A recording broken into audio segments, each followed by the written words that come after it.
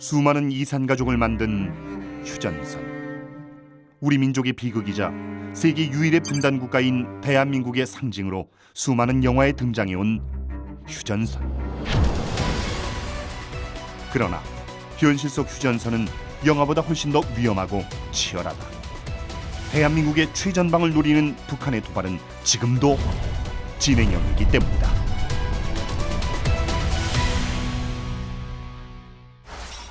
안녕하십니까? 북한 도발사 진행을 맡은 강명도입니다.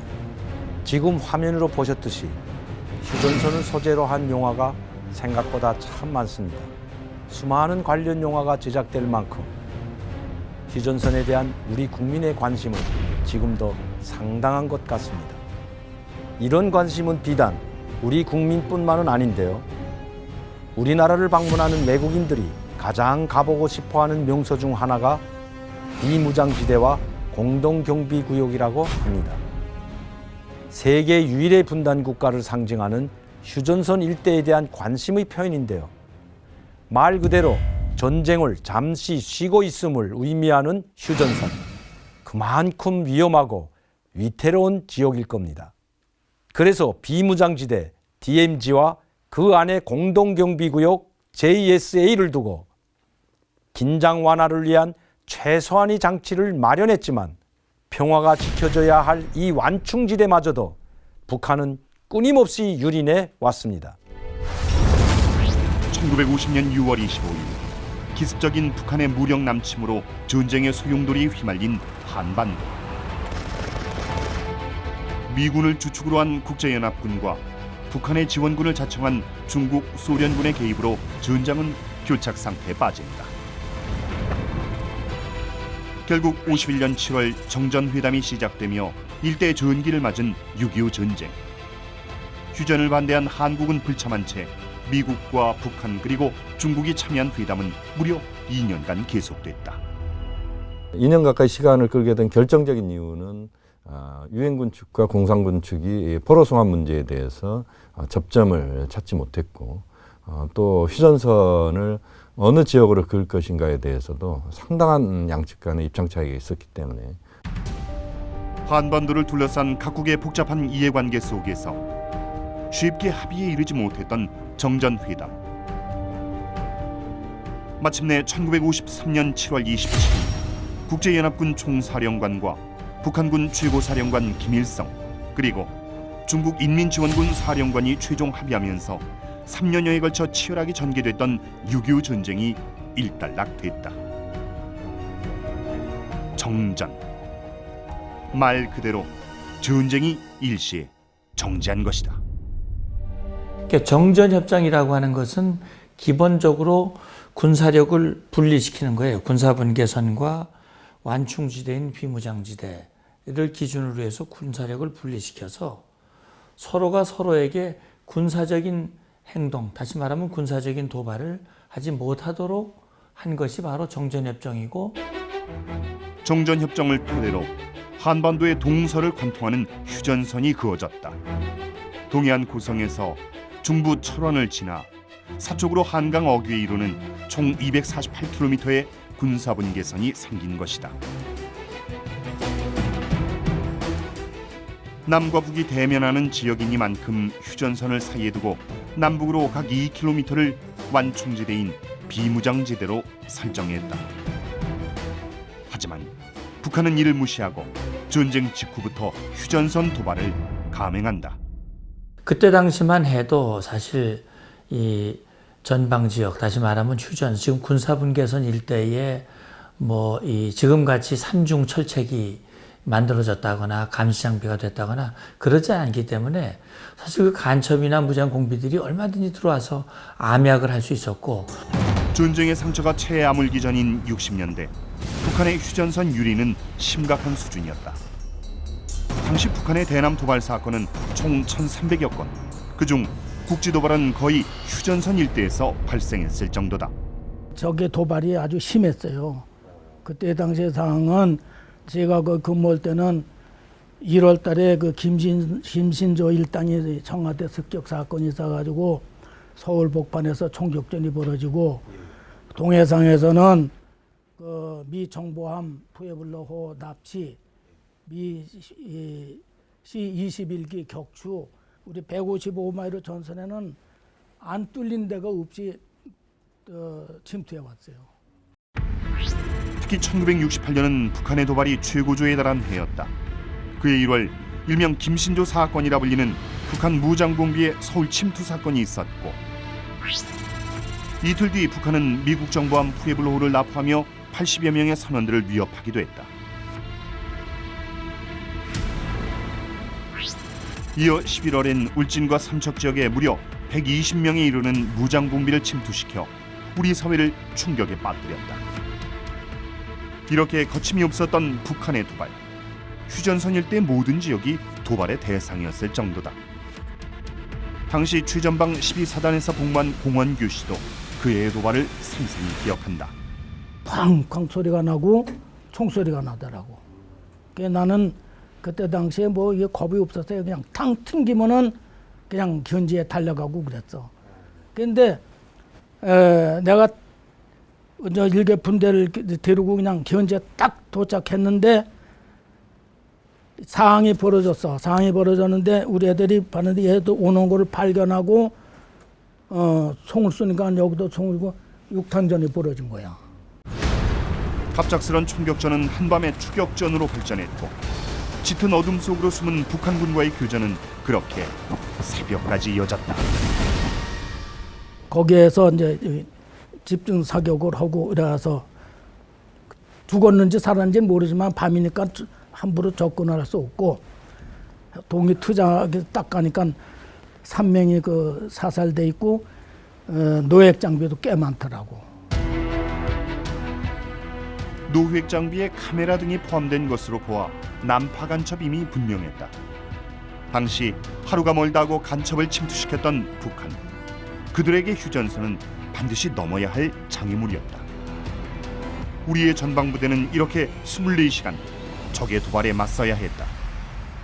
60년대, 70년대까지는 상당히 이제 북한이 이제 그 무기라든가 경제력이 전후복구 잘 돼가지고 경제 성장도 상당히 이제 밑받침이 됐습니다. 그래서 북한은 다시 전쟁을 일으켜서 남한을 공산할 수 있다는 자신감을 가졌습니다. 그래서 잦은 1960년대, 70년대까지만 해도 도발을 많이 했던 거죠. 직접적인 도발을 했습니다. 비무장지대 내에 있는 유엔군 관측소에 침입, 돌연 수류탄 공격을 가하는 바람에 유엔군 병사 1명이 죽고 다른 1명이 부상을 입었습니다. 1967년 8월 미군 부대 식당을 습격, 20여 명의 사상자를 내게 한 만행. 6.25 직후부터 적화 통일을 포기하지 않고 무모한 도발을 이어온 북한은 60년대 후반 미군을 대상으로 한 도발의 수위를 높여갔다. 68년 4월 14일에 감행한 미군 순찰차 피습도 그중 하나다. 우리는 그냥 근무 교대조를 이제 스리코타에 싣고 가는데 얘네들이 기습 공격을 해가지고 우리는 무방비지 권총 하나만 가지고 있었는데 얘네들은 기관총하고 소위 수류탄을 던지면서 그랬으니까 우리는 속수무책으로 당한 거지. 권총 가지고 상대가 되질 않지. 수류탄하고 기관총으로 쏘는데. 더구나 위치는 남방 안개산 훨씬 밑에 위치한 대성동 마을 입구. 북한군들이 그곳까지 침투한 것이다. 이 사람들 총 맞은 거 여기 아모 자켓, 위장복에 그 총탄 흔적인데 막 벌집 쑤시는 것 같아. 그러니까 살 수가 없는 거야. 그렇게 해서 그냥 현장에서 즉사하신 거예요. 그래서 이제 그렇게 됐으니 우리야 진짜 뭐 비분관계하지만 뭐 어떻게 방법 없어요. 차에 탔던 7명 중 미군 2명과 한국군 카투사병 2명이 안타깝게 현장에서 즉사하고 또 다른 미군 2명은 부상을 당했다. 사실 한반도의 군사분계선은 간단한 표식으로 구분된 무형의 선이다. 그만큼 쌍방 간의 인정이 매우 중요하기에 정전협정 1조도 이에 관한 내용으로 정의했다. 하지만 북한에겐 의미 없는 조항일 뿐 북한의 명백한 정전협정 위반은 이후에도 계속됐다. 69년 3월 휴전선에서 가한 총격으로 미군 헬기가 추락, 7명이 사망했으며 한 달 뒤 미 해군 소속인 정찰기가 북한 공군에 의해 격추돼 34명의 승무원이 사망하는 대형 사건이 발생한다. 70년대에도 베트남 전쟁이 있고 이런 상황이었기 때문에 미국으로서는 이미 전쟁을 하고 있는데 또 한반도에서 또 다른 뭐 전쟁이 일어난다면 굉장히 그 전력이 분산되는 그런 우려가 있기 때문에 한반도에서만큼은 제2의 한국 전쟁은 안 된다. 미국의 소극적인 대응 분위기를 감지한 북한은 휴전선 일대를 가리지 않고 도발했다. 비무장지대 내 특수지역으로 남과 북의 허가받은 인원만이 출입할 수 있는 공동경비구역 JSA도 예외는 아니었다. 70년대 JSA 안에서의 도발은 그 대상을 가리지 않고 자행됐다. 위태롭게 평화를 이어가던 공동경비구역. 이곳에서 1976년 8월 18일 돌이킬 수 없는 최악의 도발 사건이 발생한다. 8월 18일 오전 판문점 공동경비구역 안에서 노무자들의 작업을 경비하던 유엔군 경비병들을 북한괴뢰 경비병 약 30명이 계획적으로 기습해와서 악랄한 살인 만행을 저질렀습니다. 바로 판문점 도끼 만행 사건이 그것이다. 발단은 돌아오지 않는 다리 근처에서 비롯됐다. 돌아오지 않는 다리에 초수가 체크포인트 C라고 하는데 그 초수가 있어요. 근데 우리가 OP5라고 시계에서 오고 가는 사람, 그 북계에서 왔다 갔다 하는 사람이고, 그 다음에 우리 초수를 볼 수 있는 OP5에서 쳐다보니까 미루나무들이 서 있단 말이에요, 이게. 미루나무가 서 있다 보니까 가지가 울창하다 보니까 우리 초수가 잘 안 보이는 거예요. 울창한 미루나무 때문에 잘 보이지 않던 제3 초수가 걱정된 아군은 미군 장교 2명과 한국군 5명 등 11명의 장병을 동원해 가지치기 작업에 착수했다. 그때 갑자기 북한 군들이 나타났다. 거기엔 박철이란 인물도 있었다. 박철근 북계 중대장이에요. 여기 아주 유명한 아주 악랄하고 아주 못된 놈이에요. 왜 너희들이 네 마음대로 자르느냐 나무를. 그건 아니다. 몇 번은 이제 거기다 그게 쉽게 하면 선장 회담이에요. 저들 간에 선장 회담을 하고 있는 중이었어요. 그런데 나무의 위치도 남쪽이었고 북한 측도 종종 가지치기를 하던 터라 유엔군은 개의치 않고 작업을 이어갔다. 그런데 그 순간 그 북계 그 박철이가 보나페스 중대장을 낭심을 구두발로 찼어요. 그게 신호탄이에요, 쉽게 얘기해서. 그때 이제 그 저들 작업하기 위한 도끼니 그걸 갖다 놨는데 그걸 가지고 그냥 동시에 그냥 그걸 날라온 거예요. 순식간에 아수라장이 된 현장. 30여 명의 북한군은 도끼와 몽둥이로 무차별적인 폭력을 휘두르고 유유히 현장을 빠져나갔다. 불과 4분 만에 벌어진 창극이었다. 당시 작업을 감독하던 미군 보니파스 대위는 도끼로 일격을 당한 후 쓰러져 후송됐지만 숨졌고 마크 바레 중위는 장병을 돕다가 중상을 입어 병원으로 후송 중 사망했다. 도끼 만행 사건은 미군 장교 2명의 목숨을 야만적인 방법으로 빼앗고 9명의 한미 군인들에게 중경상을 입힌 잔혹한 도발이었다. 그건 있을 수 없는 일이죠. 생각해보세요. 도끼로 다 사람을 찍는다는 게 상상하면 한번 해보세요. 나도 이전까지 참 40년이 흘렀지만은 항상 머릿속에 그게 떠 있는 거 아니에요. 죽을 때까지는. 응?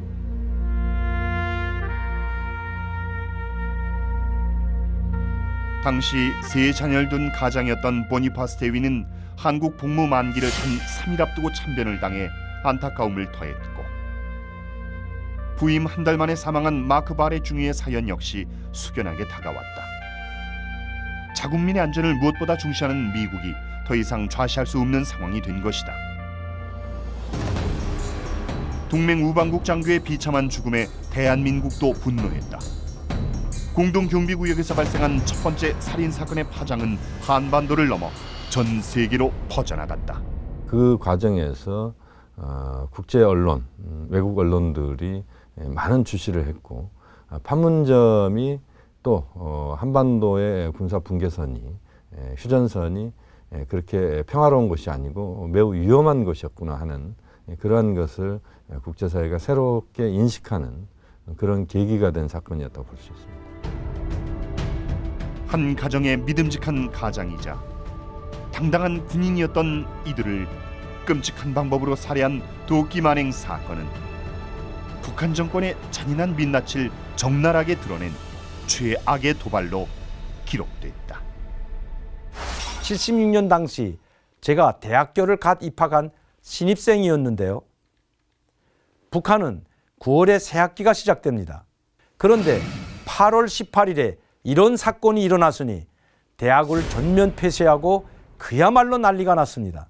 미군이 휴전선에서 도발을 감행했다면서 반미 골기대회가 대학가를 휩쓸었고 김정일의 이복 동생인 김평일이 김일성 종합대학 5학년쯤 됐는데 골기대회를 직접 주도했던 기억이 생생합니다.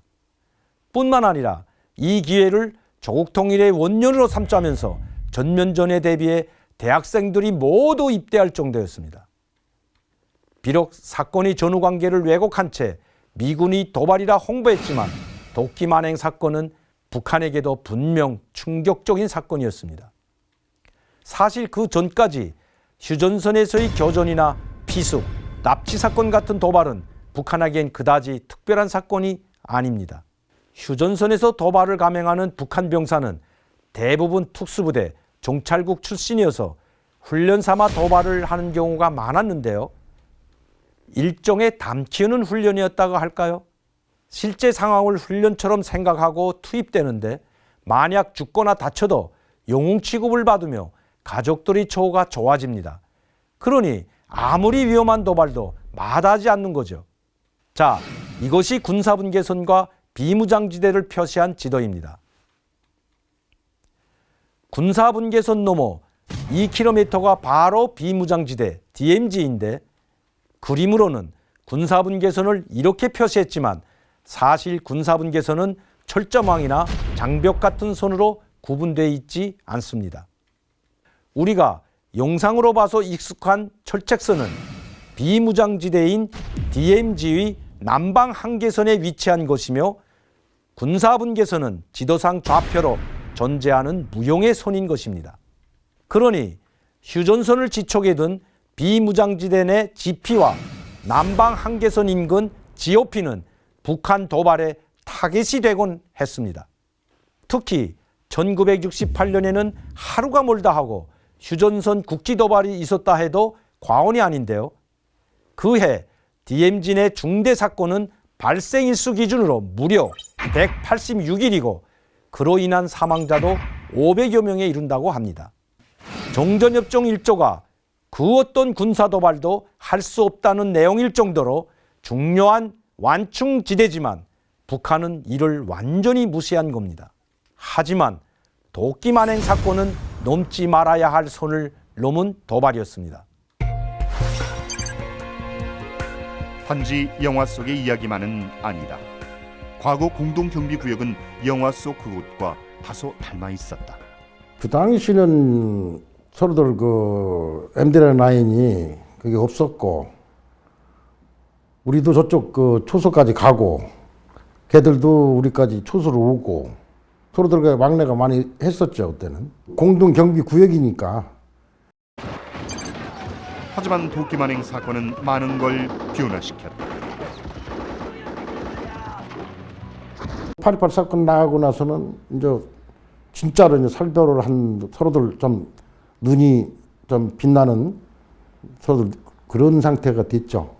그러고 나서 MDL 라인이 그전에는 그 공동경비였기 때문에 MDL 라인이 없었어요. 그 저 프리덤 하우스하고 그 회담 장소하고 했을 때는 이제 지금은 이제 반에 이제 갈라져 가지고 경비는 그쪽은 경비를 하고 우리는 우리 쪽으로 하고 그게 분할이 된 겁니다. 지금 와서는 이게. 북한의 잔혹한 도발에 한반도에 비상이 걸렸다. 전군이 최구조의 경계 태세에 돌입하는 데프콘 3호가 발령됐고 긴박한 1분 1초가 흘렀다. 그때 미국이 굉장히 화가 났죠. 이건 묵고 할 수 없는 도발이라고 판단을 했고 그때 처음으로 이 정전협정 체결 이후에 처음으로 이 데프콘을 격상을 했어요. 미국도 바짝 긴장했다. 만행 소식이 전해졌을 당시 공화당 전당대회에 참석하고 있던 포드 대통령을 대신해 키신저 국무장관이 백악관 지하 상황실에서 긴급 회의를 소집했다.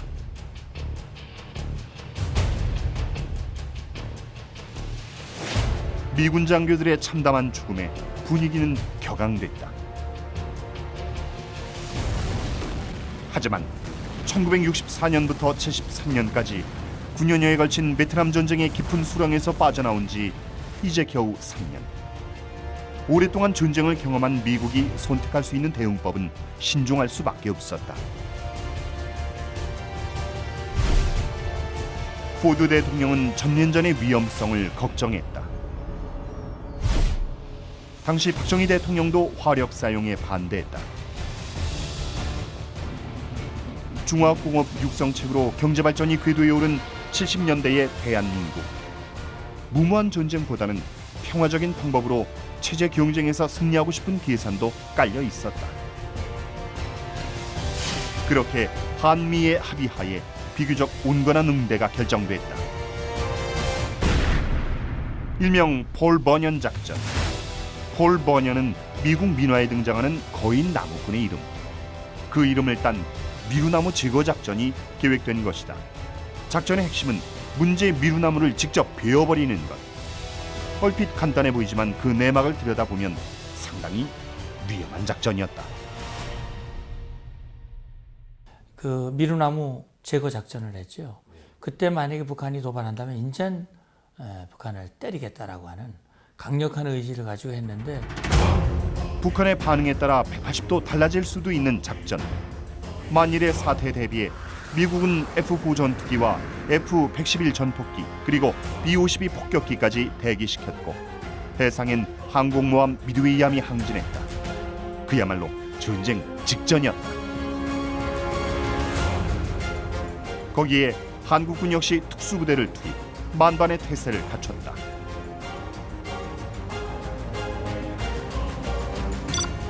사건 발생 사흘 후인 8월 21일 오전 7시 데프콘 2호 전쟁 돌입 태세에서 폴 버년 작전이 개시됐다. 투입된 공병대원들이 신속하게 나무를 베기 시작했고 긴장감 속에 작업은 이어졌다. 작업이 진행되는 동안 북한군의 움직임은 전혀 감지되지 않았다. 작전 개시 42분 만에 마침내 미루나무가 잘려져 나갔다. 북한군의 침묵 속에 작전은 성공적으로 완수됐다. 이후 북한의 반응은 매우 이례적이었다. 작전이 종료된 지 채 1시간이 지나지 않아 김일성이 유감을 표해온 것이다. 결국은 김일성이가 사과 서한을 보냈잖아요. 이게 아주 공식적으로 자기들의 잘못을 문서로 인정한 첫 번째 사례예요. 이런 정황상 도끼만행 사건은 김일성이 아닌 김정일의 지시에 의한 사건이란 설이 유력하다. 과연 진실은 무엇인지 오직 북한만이 답할 수 있을 것이다. 도끼만행 사건 후 3일간은 정말 긴박한 상황이었는데요. 이렇게 폴 버년 작전, 즉 미루나무 제거 작전이 성공하고 이어서 김일성이 유감을 표명하면서 일단락된 도끼만행 사태의 후폭풍. 하지만 북한 내에서는 김일성의 유감 표명에 대해선 전혀 알려진 바가 없었고 오히려 미군이 전쟁을 일으킬 거라며 평양에서는 한 달 넘게 전쟁 연습의 일환인 등하관제를 하며 긴장했던 걸로 기억합니다. 그렇다면 과연 누가 이 야만적인 도발을 지시한 걸까? 김일성은 아니지만 그만큼 즉각적인 영향을 미칠 수 있는 인물, 그리고 미군을 건드려야 또 다른 승부수를 띄울 수 있다는 걸 정확히 알고 있는 인물. 네, 바로 김종일입니다. 당시 김종일은 후계자로 지목을 받은 상태이긴 하지만 아직 당권을 장악하지도 군을 장악하지도 못한 상태였습니다. 그래서 이런 충격적인 사건으로 자신의 존재감을 높이게 되었고 이후 권력 장악에도 도움이 될 거라 생각했던 것 같습니다. 하지만 결과적으로 도끼만행 사건은 북에게는 잃은 것이 너무나도 많았던 최악 이슈였습니다. 76년 도끼만행 사건을 기점으로 북한의 민낯이 국제사회에 그대로 드러나면서 북한은 야만스러운 테러 국가라는 불명예스러운 이미지로 각인되고 외교 무대에서도 치명타를 입게 됩니다. 대신 한미 관계는 더욱 돈독해졌는데요. 이번 사건과 같은 위기 상황 발생 시 신속한 한미 공조가 필요하다는데 의견이 모아지면서 이때부터 한미연합사 설치에 대한 논의가 본격화됩니다. 한미 공동작전을 위한 지휘체계를 효율적으로 정립하려는 움직임이었는데 결국 78년 11월 7일 한미연합사령부가 창설되면서 한국에 대해 북한이 도발을 감행할 때 유엔과의 상의 없이 한미 상호 방위 조약에 의거 한미 양국군이 힘만으로 즉각 대응할 수 있게 됐습니다. 자, 이토록 혹독한 결과를 맛봤으니 휴전선에서의 도발을 좀 자중할 만도 했을 텐데 북의 선택은 변함이 없었습니다. 북한의 80년대는 권력의 사유화에 성공한 김일성이 아들 김정일에게 권력을 물려주며 그 유래를 찾아볼 수 없는 세습 정권을 본격적으로 구축했지만 그 폐해가 하나둘 드러나던 시기였다. 반면 대한민국은 발전일로에 있었다. 전자제품을 수출해서 지난 3월까지 320만 달러를 벌어들였습니다.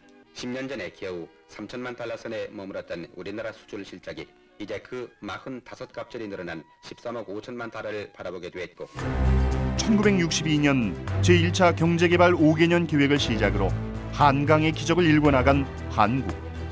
위잘 유치해 수출 주도의 산업을 육성하면서 70년대 중반까지 매해 목표 경제 성장률을 초과 달성하며 사회는 활기를 띈다. 60년대 초 100달러도 안 되던 1인당 국민소득이 70년대 후반엔 1000달러에 육박하는 등 전후 북한의 열세를 보였던 경제 상황은 70년대 들어서며 북한을 앞지르기에 이르렀고 점차 그 간격을 넓혀갔다. 박정희 대통령은 60년대를 거치면서 상당한 자신감이 붙어요.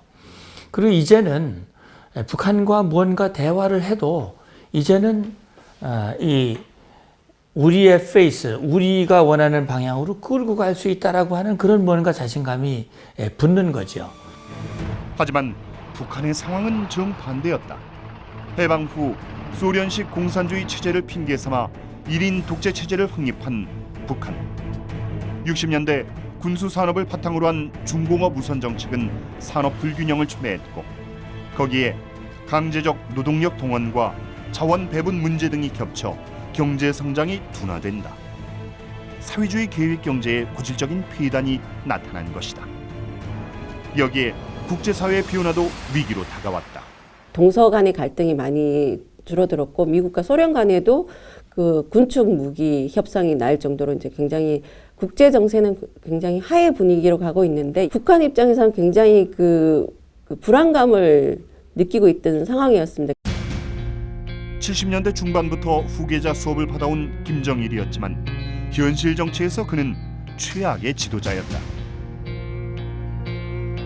80년대 급변하는 세계 정세 속에서 갈피를 잡지 못한 채 변화의 바람이 들어올까 굳게 문을 걸어 잠근 김정일은 대한민국을 향해 끊임없는 무력 도발을 시도했다.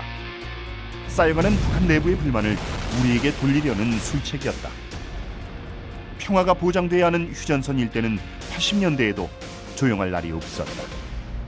2인조 북괴 무장 간첩은 군사 분계선을 넘어 남쪽으로 600m 지점까지 침투해서 아군 수색대에 기습 공격을 가해왔습니다. 즉각적인 아군 수색대의 응사로 그중 한 명은 사살되고 한 명은 북으로 도주했습니다.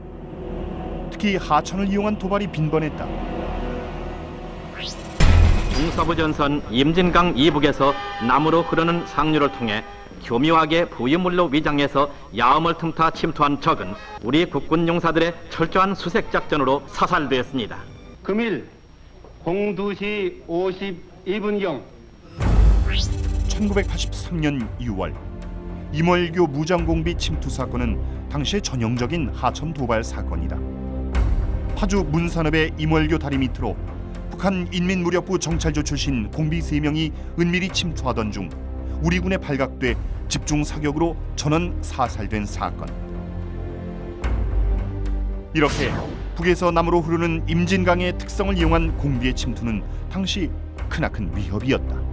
만약에 전쟁이 발생하거나 또는 북측이 침투를 할 때 가장 빨리 서울에 도달할 수 있는 그런 루트가 임진강을 비롯한 그런 서해 쪽에 면한 지역이기 때문에 북한이 과거에 비해서 상대적으로 하천을 통한 간첩 침투랄지 무장 간첩 침투를 많이 했던 그런 곳이 임진강 지역이다. 하천엔 군사분계선 적용이 어려운 만큼 임진강 일대에 걸쳐 우리 군이 다중 경계에 임하는 이유다. 1976년 도끼만행 사건의 여파가 남아있던 공동경비구역의 80년대도 여전히 위태로웠다.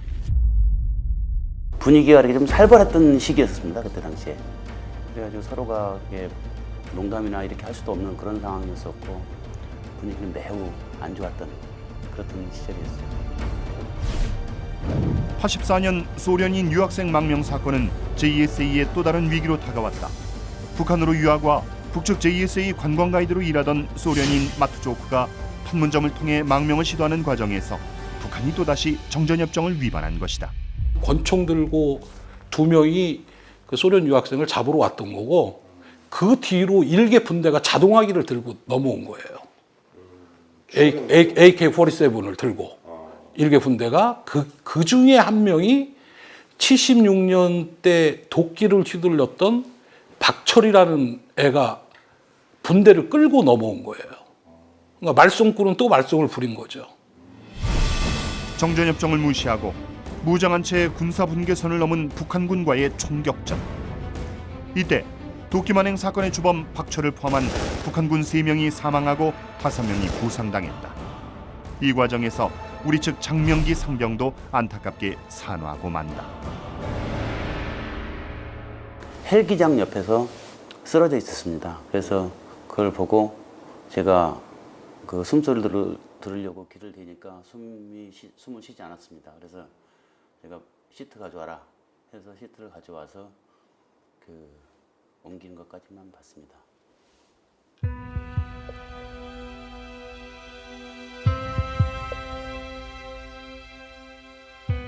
반복되는 북한의 무모한 도발에 공동경비구역 JSA의 분위기는 더 차갑게 얼어붙었다. 하지만 세계 흐름은 정반대였다. 90년대를 코앞에 둔 89년 11월 동서냉전의 상징 베를린 장벽이 무너졌다. 냉전 종식의 방점이었다. 80년대 말 90년대 초는 그야말로 국제사회가 격변하고 김일성으로서는 진짜 견디기 어려운 상황이 되는 거예요. 역사의 전환기를 목격하며 맞이한 1990년대. 한반도에도 변화의 바람이 일길 온 국민이 기원했지만 우리의 현실은 이전과 전혀 달라지지 않았다.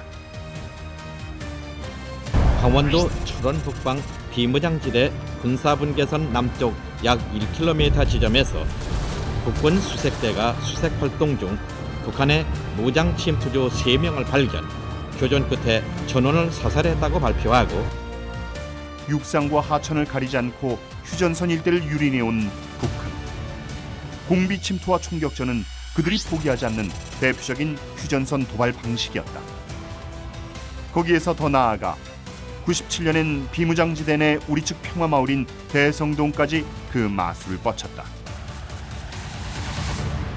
12명의 북한 무장 군인들이 군사 분계선을 넘어와 영농 작업 중이던 2명의 대성동 주민을 납치해간 사건이 발생하였습니다. 도토리를 주우러 나선 주민 2명을 기습 납치해간 것이었다. 이후 북한의 반응은 예상대로였다. 다시 우리 한국군 쪽, 한국 지역으로 남한 쪽으로 다시 이제 보내달라 했는데 얘네들은 그게 아닌 거예요. 생떼쓰기 또 아니다. 자진 얼북이다. 그래서 그럴 리 없다. 절대 그럴 리 없다. 다시 보내달라. 그거에 대한 팽팽한 대립이 있었었는데 우리 측의 강력한 요구로 주민들은 돌아왔지만 대성동 주민 납치 사건은 그 대상과 방법을 가리지 않는 휴전선 도발의 한 예로 남았다. 여러분도 아시다시피 80년대는 냉전의 종식이 본격화된 시기, 고르바초프와 동시아오핑의 개방 정책 등 사회주의 종주국조차 선택한 변화를 북한은 애써 외면했습니다. 그러면서 주체 사상과 김일성주의를 세뇌시키며 강력한 사상 통제에 열을 올렸죠. 대체 왜 그랬을까? 바로 80년대 본격화된 김정일 세습에 힘을 실어주고 내부적으로 체제 결속을 다지기 위해서였습니다. 일반적인 사회주의 국가와 달리 김일성에서 김정일로 이어지는 비정상적인 세습 정권을 구축한 북한은 상식적인 방법으로는 체제를 유지시키기 힘들다는 걸 잘 알고 있었던 거죠. 그래서 80년대 이후에도 휴전선 도발이 계속된 겁니다. 또 하나, 제가 보기엔 김정일의 성격도 이런 도발을 부추기지 않았나 생각이 됩니다. 제가 직접 만나본 젊은 날의 김정일은 냉기가 쌀쌀 떨 정도로 차가운 냉혈한이었습니다. 예전 사진을 보면 웃는 사진이 거의 없을 정도죠. 무척 저돌적이어서 도발에 대해 거침이 없었고, 이런 포악한 지도자의 성향을 알기에 밑에서도 소슴없이 도발을 자행할 수 있었던 겁니다. 김정일 정권이 어느 정도 안정되었던 90년대도 달라진 것이 없었습니다. 오히려 경제 상황이 급격히 안 좋아지면서 내부적 경제 문제를 감추기 위해 북한은 도발이라는 카드를 적극 활용했습니다. 북한 주민들의 불만을 외부로 돌리려 한 건데요. 특히 90년대 중반부터 심각해진 식량난은 북한 주민들에게도 견디기 힘든 문제였습니다. 제 기억으로는 84년 남한에 수해가 났을 때 북한에서 원조를 했었는데 그 이후부터 식량난 조짐이 보였거든요.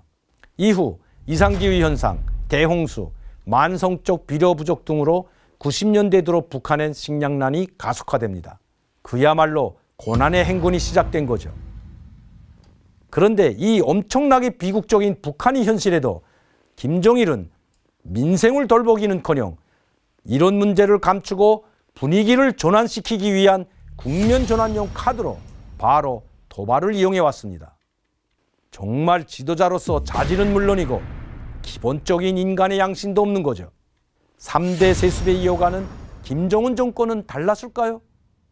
8월 4일 비무장지대에서 발생한 지뢰 폭발은 북한에서 사용하는 목함 지뢰가 원인으로 군 당국은 북한의 의도적인 도발로 결론지었습니다. 지난해 북한은 우리나라를 향해 또 한 번의 군사 도발을 일으켰다. 물론 이는 어제 오늘의 일이 아니다.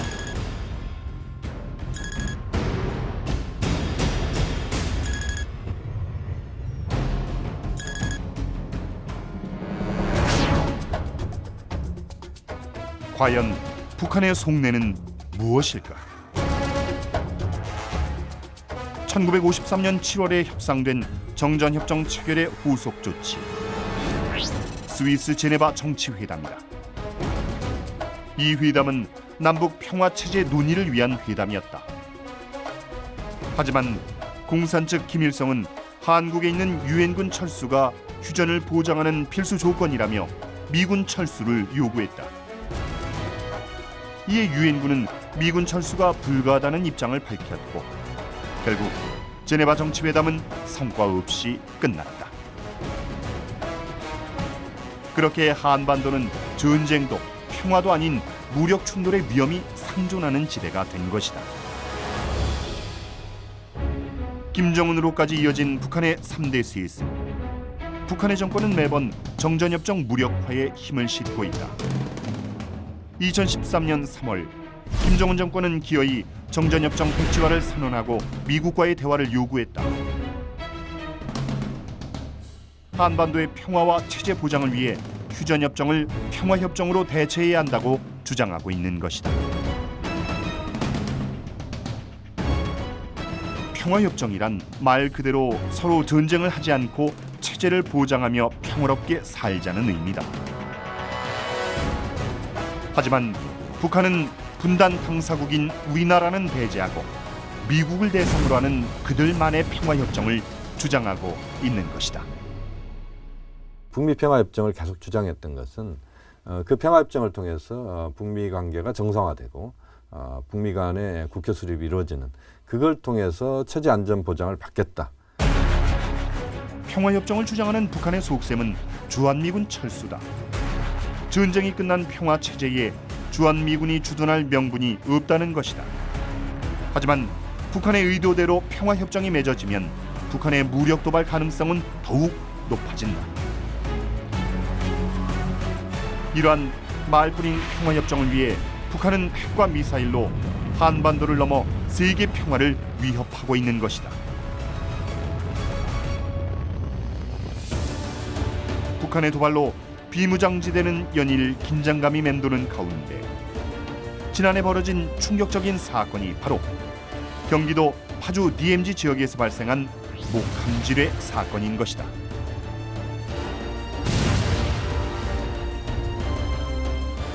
폭발 지점은 북한군 GP에서 930m, 군사 분계선에서 440m 떨어진 곳이다.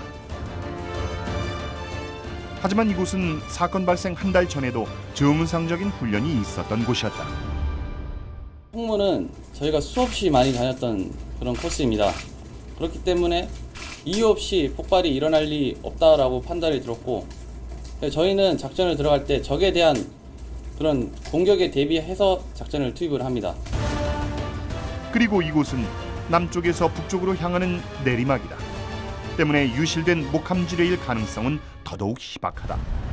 적 GP를 부셔버리고 싶은 마음밖에 없습니다. 우리 아군이 그렇게 아픔을, 고통을 느낀 만큼 적의 이러한 행위에 대해서 상응하는 혹독한 대가를 우리 군이 치르게 할 것입니다. 우리나라는 정전협정을 무시하지 않는 선에서 최대 대형인 대북심리전 방송을 실시했다. 대북심리전 방송 중지 11년 만의 일이었다. 하지만 모든 심리전 수단들을 전면적으로 철거하지 않는다면 그 즉시 강력한 군사적 행동으로 넘어가게 된다는 최후 통첩을 들이댄 바 있습니다. 북한은 긴급 보도 후 완전 무장 전시 상태에 돌입하며 다시 한번 긴장 상태를 초래한다. 이에 우리는 진돗개 하나를 발령했다. 진돗개는 무장 간첩이 실제로 침투한 것으로 판단될 경우 발령되는데 북한의 포격 도발로 인해 진돗개 하나가 발령됐다. 이는 군 경계 태세 중 가장 강력한 조치다. 이후 남북 회담을 통해 우리 측은 대북 심리전 방송을 중단했고 북한은 준전시 상태를 해제했다. 긴장의 끈을 놓을 수 없는 DMZ. 목함지뢰 도발로 부상당한 장병들은 힘든 치료 끝에 퇴원했지만 북한의 의도적인 휴전선 도발은 결코 용납될 수 없다. 대체 언제까지 우리 젊은이들이 이런 희생을 치러야 하는지 정말 안타깝습니다. 겉으로는 평화협정 운운하면서 내부적으로는 핵과 미사일 개발에 박차를 가하며 지금도 우리를 압박하는 북한. 휴전선은 정전협정의 결과물이자 남과 북이 서로 소통할 수 있는 통로이기도 합니다. 그래서 그 안이 평화가 더욱 소중합니다. 종전협정의 평화로운 유지가 기반이 될 때 그 당사국인 우리는 북한과 함께 진정한 평화에 대해 논의할 수 있을 겁니다.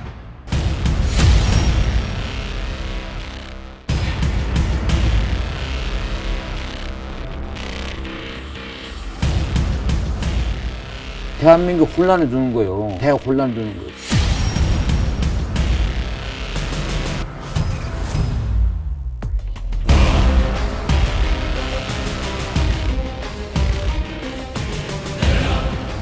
천명 이상의 간첩을 난파를 했습니다.